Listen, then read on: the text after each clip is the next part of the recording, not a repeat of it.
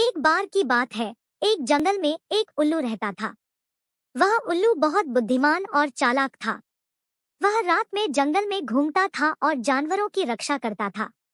एक दिन एक शिकारी जंगल में आया। उसने जानवरों को पकड़ने के लिए जाल लगाए। जानवर शिकारी के जाल में फंस गए। शिकारी जानवरों को मारने वाला था जब उल्लू ने यह देखा। उल्लू ने शिकारी पर हमला किया और उसे जंगल से बाहर भगा दिया। जानवर उल्लू के बहुत आभारी थे।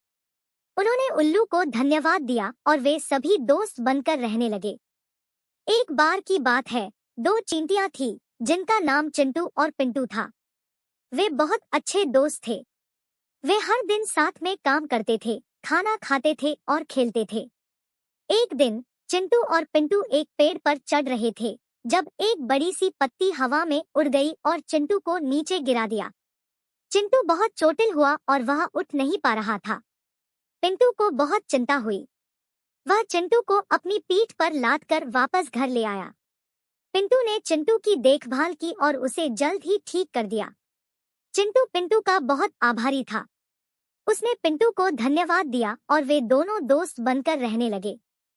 एक बार की बात है, एक छोटा बतख था और एक छोटा मेंढक था। दोनों बहुत अच्छे दोस्त थे। वे हर दिन साथ में खेलते थे, तालाब में तैरते थे और कीड़े खाते थे। एक दिन बतख और मेंढक तालाब में खेल रहे थे जब एक बड़ी सी मछली आई और मेंढक को निगलने लगी। बतख ने यह देखा और वह मछली के पास गया। उसने मछली से कहा कि मेंढक को छोड़ दे।